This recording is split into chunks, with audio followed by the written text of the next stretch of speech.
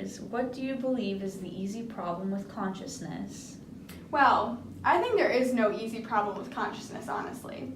I think it's all hard because consciousness is something that is added to us. I call it the added ingredient. The fundamental view of consciousness is a necessary base or core, and it is the center of importance. These fundamentals are based on our learned experiences. We are able to experience things because of this added ingredient that forms our consciousness. Jim Marchick, what do you believe is the hard problem with consciousness? I believe the hard problem has everything to do with how subjective thoughts and experiences that come from objective brains. It's difficult to pinpoint where consciousness begins and ends, but I do believe that being conscious has everything to do with having experiencing qualia. What might qualia be, Jim? Well, I describe it as an internal and subjective experiences that have to do with our senses. Now, Stuart Hammeroff, what is your take on these two gentlemen's responses? Do you agree or disagree with what they had to say? Well, to begin, I think consciousness is the only thing that matters. If you don't have consciousness, you do not have anything at all, and life is not worth living because you aren't really living. I couldn't agree more. If you are not conscious, then you cannot even experience anything. You basically aren't even human. Yes, Mr. Chalmers, consciousness is what makes us human. Now, my specific view on consciousness is quite complex to understand, but I love going into detail, so bear with me. I have researched consciousness for many years, and my findings conclude that consciousness comes from deeper within a neuron. It lies within the microtubules when these microtubules fall apart. For example, because of Alzheimer's disease, then people lose their memory and in turn their consciousness. We essentially lose ourselves when we lose these two things. Our consciousness helps us to process and store information, but in memory and experiential form. I think it's disturbing that people want to try and download such an intimate thing on a computer. What a joke. Thank you for all your input, Mr. Hammeroff. Oh, please, call me Stuart. Very well then. Do you have anything else to add about consciousness, Dominic Adler? Why, yes, of course I do. After working with Meadow Warrington on Project Lucidity, I've developed a different understanding of consciousness. We as human beings all have inner voices if we're conscious. These inner voices are only present because of our consciousness. So if we do not experience an inner voice, we are not conscious. So, Dominic, do you agree that consciousness is an added ingredient then? I do believe consciousness is something extra that's not physical. So I suppose I do agree with your idea. I would love it if you could explain more about Project Lucidity. Project Lucidity is something that me and Meadow came up with, and we think it could be beneficial in the war zones out in the fields.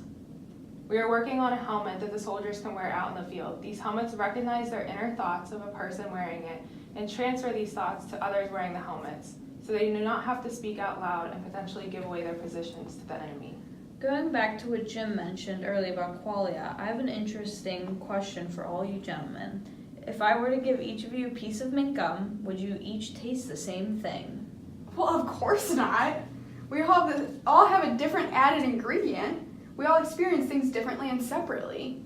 Therefore, I might experience a strong minty-like taste, but it tastes gross to me, whereas everyone else may taste the mint in different levels and enjoy it. I personally do not like mint. And say Dominic does, then we are already experiencing something different. Wow, you really read my mind. I love mint gum. Mint gum is like a prize for my mouth. I always feel refreshed and relaxed while chewing it. Mint gum is okay. I think we all experience it differently, but we all have the choice of what to do with the gum too. We don't actually have to eat it. Well, of course we will experience the mint gum differently. We each have tried things in life that might be associated with mint taste or smell. Therefore, we might reminisce while tasting or smelling mint. Even if we all have past experiences with mint associated in some way, we will all recall and remember different experiences. So I would like to change the topic of conversation to something emerging in today's society. What is that? Yes, please explain. Artificial intelligence. Individuals such as Mark Sager have been working to develop artificial people, even babies for that matter. Do you believe that AI creatures are really conscious? No. Like I touched on before, to be conscious, you must have some sort of added ingredient in addition to the brain functions. AIs do not have these capabilities. The added ingredient is something that you cannot replicate. It cannot be replicated because AIs are not natural. They are only created by people. The people who created them could have an added ingredient in them that allows them to be conscious, but they cannot put that in the AIs. The AIs are simply a replica of the version of a conscious being. They do not have any sort of added ingredient in their mind. Their mind only exists as pixels or technology. This technology would be computers. As a result, when the computers are off, updating, or formatted incorrectly, the AI creature has no means of working. Technically, the AIs are not the ones who stopped working, but rather the computers. This is different from real conscious beings, though, because if a real conscious being were to fall unconscious, their body, their added ingredient, or their brain would be the reason why their consciousness is no longer functioning properly. This helps to prove that AIs are not really conscious at all. So if everyone but Stuart Hameroff seems to agree on consciousness being something extra or aside from physical parts of the human, I have a question for you all to answer. Bring it on! Yes, I want to hear. Okay. If there was a machine that resembled a teletransportation device that you could step into and travel anywhere you could imagine, would you do it? Let's start with Chalmers, since you seem so excited. I believe that consciousness would be destroyed if you stepped into the device. Interesting. How so? If you step into that device and it transports you, it would have to tear you to shreds first to get the small particles to travel. If you are torn up and your body is recreated on the other side in the location you choose, then aren't you technically killing yourself or losing your consciousness completely? Once it's gone, it's not coming back. That is quite some insight. Thank you. Next, let's hear from Dominic. Well, after hearing David's answer, I think I agree with him based on my take of the inner voice of consciousness. If that's how it works, destroying your body and all, then I think it's a stupid thing to do. Jim? I just think we have the choice of whether we should live or die. So if someone wants to try out a cool new machine and potentially take their own consciousness away forever, I think it's their choice, as long as they know what they are choosing to do. I am pro-choice after all. Last but not least, Stuart? I guess I agree that if the consciousness aspect is removed, then I would not do it.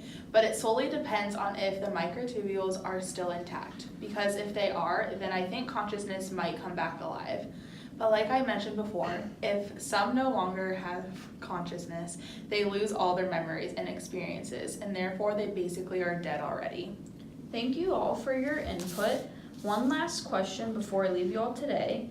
Jim, could you please explain your view on pro-choice? Sure. My idea of pro-choice is simple. I believe in the utilitarianism approach. This means that I believe in the idea of increasing happiness. I think that the best choice is the one that brings the greatest amount of good to people. I wish to maximize the amount of happiness in the world with all decisions. In the view of babies, for example, I believe in pro-choice. Pro-choice is the best route because if parents find out their child has a disability or disorder in utero, they have the ability to abort the baby and maximize the amount of happiness throughout the world. If you were to raise a disabled child, the toll would fall on the parents and those helping the child.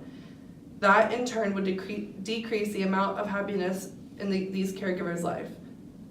On top of this, the financial cost would also be lower for these people. More money would make them happier. You would also be making the disabled person happier because you would save them from the painful life. So the only smart decision this topic is to hold the view of pro-choice. If you hold the view of pro-choice, these changes can be made and the overall happiness of the world can be increased. When I look at it, the only thing that makes sense is to better the world, to improve the happiness of the greatest amount of people possible. Geez, Jim, that's a little harsh, don't you think? It's my opinion, and I've had a whole life to come up with that. So no, I don't believe it's too harsh at all. It is a utilitarian point of view.